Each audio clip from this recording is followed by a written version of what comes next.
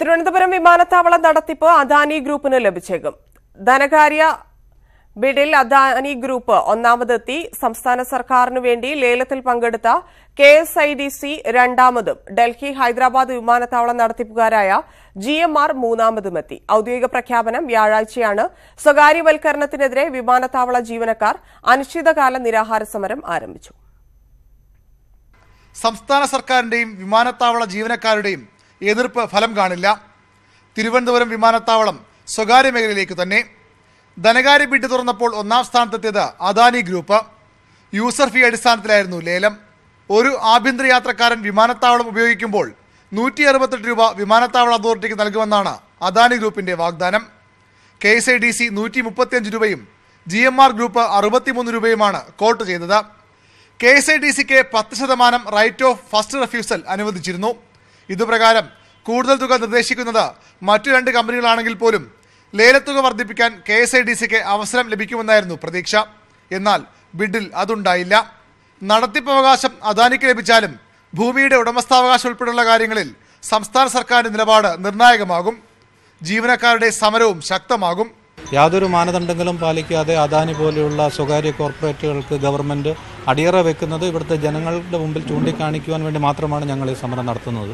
വിഴിഞ്ഞം തുറമുഖത്തിന് പിന്നാലെ വിമാനത്താവളം കൂടി ലഭിക്കുന്നതോടെ തലസ്ഥാനത്തെ 2 തന്ത്രപ്രധാന സ്ഥാപനങ്ങൾ അദാനിയുടെ കൈവശമാകും. തിരുവനന്തപുരത്തിന് പുറമെ അഹമ്മദാബാദ്, ജയ്പൂർ, ലക്നൌ, മംഗലാപുരം എന്നിവയുടെ നടത്തിപ്പും Adani ഗ്രൂപ്പിനാകും.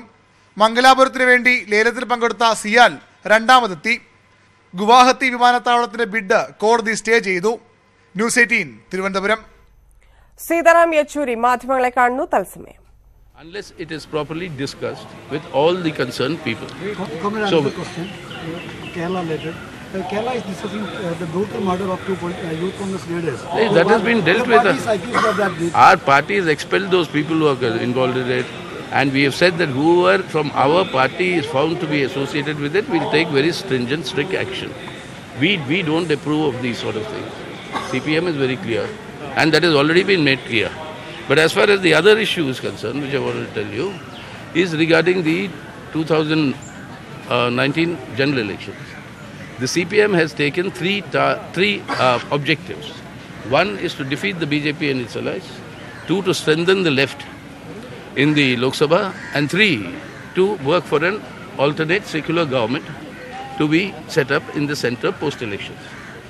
Now, what will be the character of the alternate secular government? That can only be known after the elections.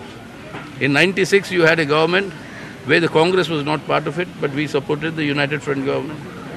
In 2004, it was the UPA government where Congress was there, and we gave outside support to that government to stop the communal forces.